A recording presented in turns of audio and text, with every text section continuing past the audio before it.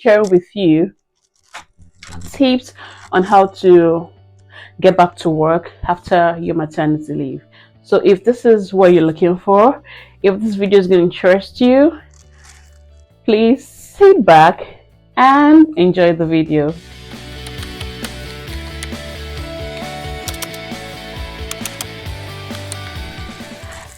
Hi everyone, my name is Wura and welcome to my corner. Over here we do lifestyle, we talk about lifestyle vlogs, and we travel when there is time and extra cash to travel. So in this video, I'm going to share with you tips on how to get back to work after your maternity leave. Okay, so I've got my tips here and I will just read them out to you so I don't miss out anyone. Yeah, so the first thing you want to do is you want to pray, of course, because over here we commit everything into God's hand. Yes, so you want to pray about it. You want to tell God that you're going back to work. Yes, that way you're going back to work, and God should protect you, protect your child, protect your home while you're away. Of course, you must have been doing that, but most especially you want to pray to God to see you through the transitioning period. You want to have a smooth transition period. And yeah, so I can't overemphasize on praying. Yeah, and if you're a nurse like me, you want to pray over your license. Yes. If you know, you know. Yeah, so you just want to pray, you just want to do that. Yes. And also the second thing you want to do, you might want to consider doing, is make arrangements for your baby earlier. If you need to get a nanny, a living nanny, or if you need to go to a nursery nearby, make arrangements. If you need to, some people who can watch over your baby, start doing all of these things months before you get back to work, because the earlier you start making these plans, the better for you. Yes, so you might want to just make arrangements for your baby earlier. In my own case, what I did was I made sure Dad, of course it's just Dad and I that are looking after the baby right now. So what I do is I sometimes go out and I leave Dad and baby at home so they can bond really well. Dad knows signs to look out for when he's hungry. Dad knows signs to look out for when he's got a full nappy, when he's got a dirty and wet nappy, when he wants to sleep, and all of those things. So I would go out, spend like 4 hours or 5. The highest I've done was 5 hours, and then come back home. And what you want to also do, Dad and baby would go out, take train trips out, and see how we can cope with the baby without me. If he wants, if he needs to sleep, Dad knows what to do. If he's awake and all of those things. Yeah, so you might want to start doing that earlier. All right, so the next tip here is to get back to a routine. Yes, you want to do that. Trust me, it helped me, and I will advise anyone going back to work after a year, because I spent my complete maternity leave at home. Yeah, I did that. We used to wake up anytime. Sometimes we wake up 12 p.m, sometimes 12 noon, sometimes 11 a.m, but we usually don't wake up 7 a.m, 8 a.m. Like, we don't have job, we don't have anything, we're not going anywhere, so you might want to get back into that routine. So what I did was I made sure I set my alarm to the time I used to go to work, or rather to the time I used to wake up when I was still working, which was 6 a.m. Yeah, so you want to set your alarm to 6 a.m. or whenever you wake up, and then wake the baby, prepare him for the day. You get what I'm saying?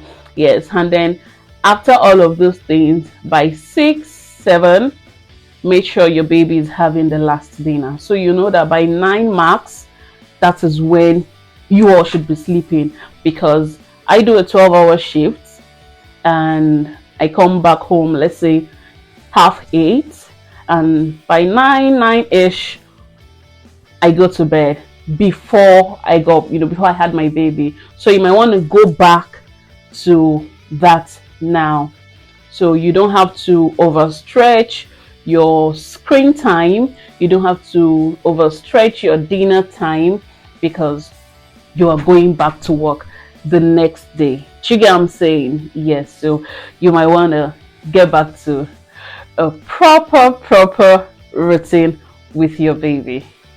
Yes. Yeah. So fourth the fourth tip on my list is try your clothes on. My sisters, try it on. Try those clothes on. Try that scrub on. Oh my goodness. You don't want to be like me. But I was able to do that few weeks before I got back to work. About 2 months, I tried my scrub on, and ladies and gentlemen, they wouldn't go in. The pants was not going in. It wouldn't pass my hip region.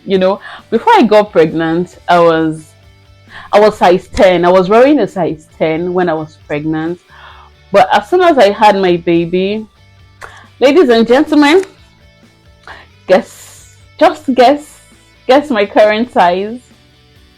A size 14. Yeah, I got bigger, of course. It's expected. My body stretched. My hip was wider, and my fleece got a bit tighter. It was really loose, and my sister, don't let me talk too much.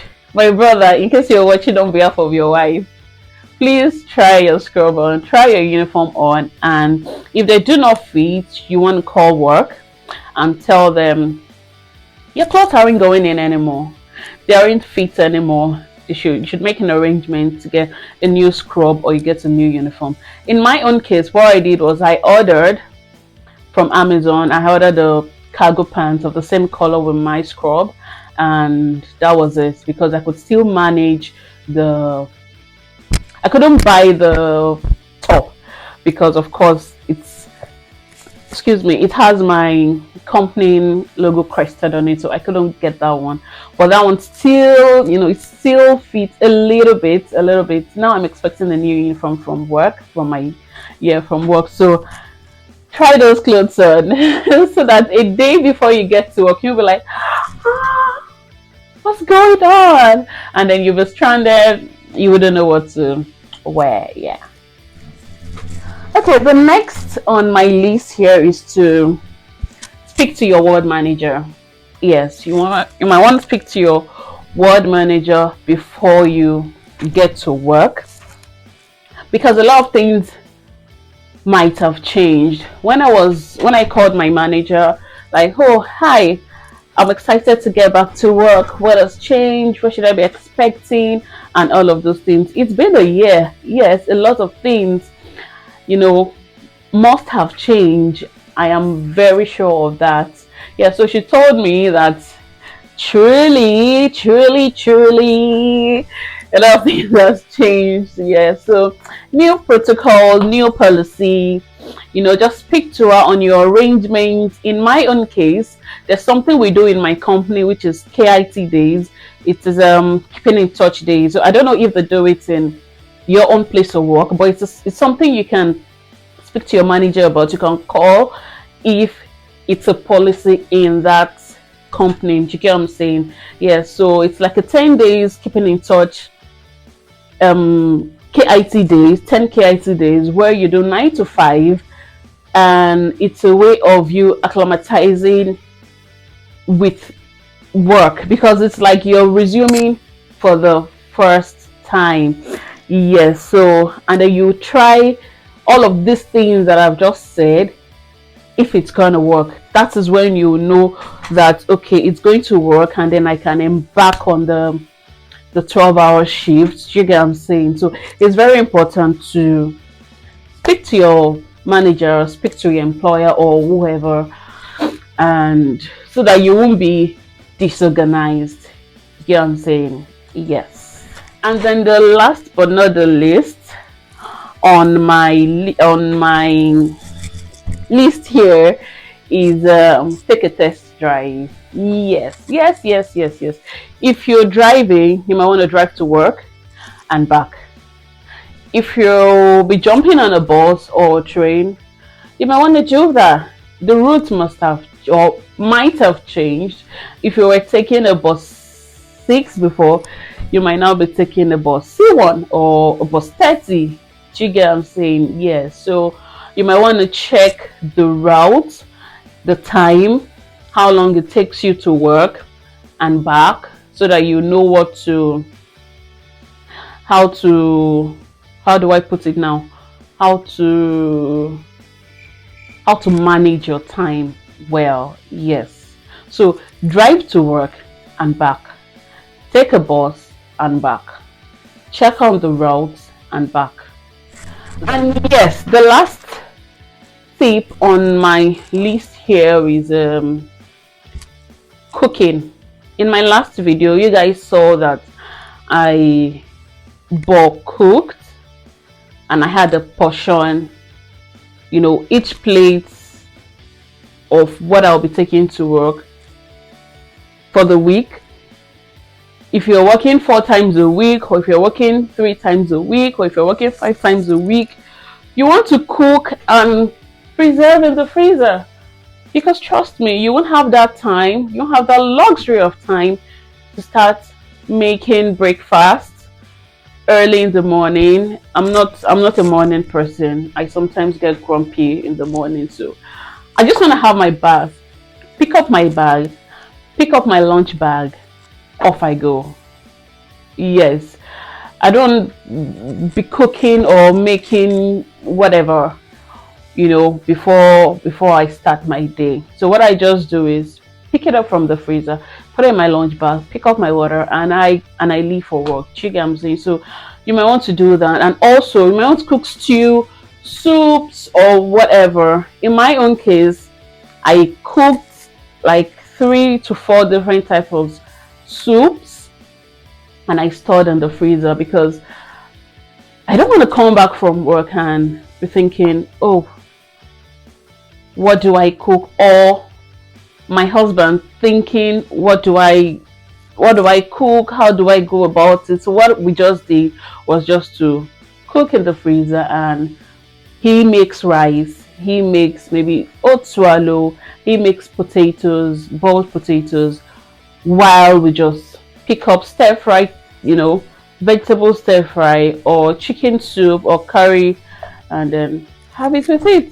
And that's about it. And then my next off days, I cook another one in batch. You get what I'm saying? Yeah, so you may want to do that. And yeah, so we've come to the end of the video. If you have really enjoyed this video, if you've learned 1 or 2 things, you might want to do well to share with your family and friends who you know will be returning to work after a long maternity leave. Yes. Thank you for watching. Please don't forget to like this video. Don't forget to subscribe. Thank you so much. We are now 152 subscribers. Oh my god. Oh my god. Oh my god, you guys. Thank you very much. So please don't forget to subscribe. And the subscribe button and comment below. Join the community. Let me know also if you have other tips for moms going back to work. Please put it in the description, in the comments section, and I'm going to see you guys in the next one. Bye.